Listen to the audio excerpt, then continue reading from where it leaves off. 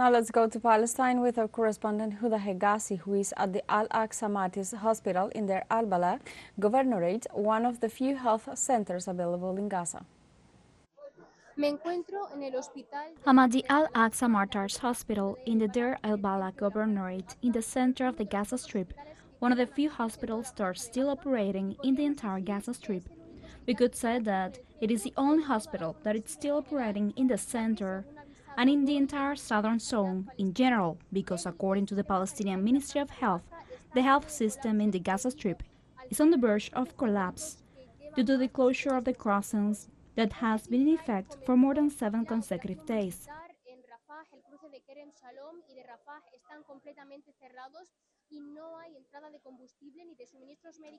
Since the beginning of the Israeli military operation in Rafah, the Kerem Shalom and Rafah crossings have been completely closed, and there is no entry of fuel, medical supplies, or humanitarian aid.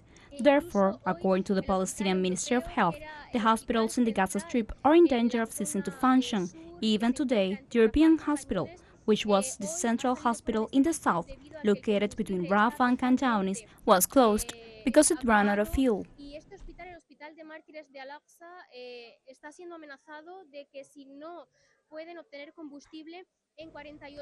And this hospital, the Al-Aqsa Martyrs Hospital, is in danger because if they don't get fuel in 48 hours, this hospital could shut down. And therefore, all the patients, all the wounded, will be in a high-risk situation. Not only patients wounded by Israeli shelling, but also patients with chronic diseases such as those with kidney failure, with cardiovascular diseases, as well as babies in incubators. Hence, all these people, all these patients, need this electric power, they need this fuel for these devices to which they're connected to work, and therefore they're all threatened with death. We will now speak with the spokesman for the security at Al-Aqsa Martyrs Hospital, Dr. Khalid Dikram. Tell us a little bit more about the situation of Al-Aqsa Martyrs Hospital in light of this fuel crisis that the health sector is facing in Gaza.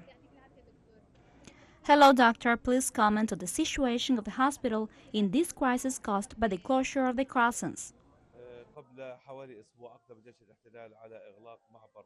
About a week ago, the occupation army closed the Rafah crossing and prevented the entry of aid, including fuel. The absence of this fuel in the hospital can threaten the life of many sick and injured.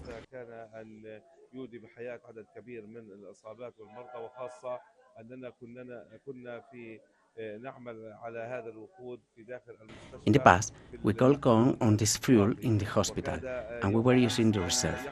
We already consumed the last part that we have left, which does not last more than 48 hours.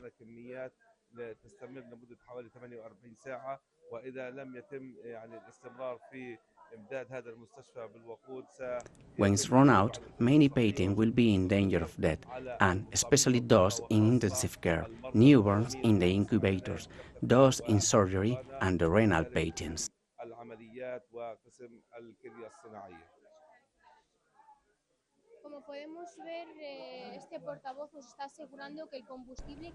As we can see, the fuel that this hospital has right now is only enough for about 48 hours, and in case the borders remain closed.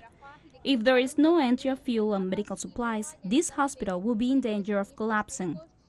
It will be in danger of closing, thus harming the wounded who come to this hospital because of the Israeli bombings and all the patients who need treatment and cannot find it. Therefore, the message is that the international community must put pressure on Israel to open the borders and allow the entry of medical supplies.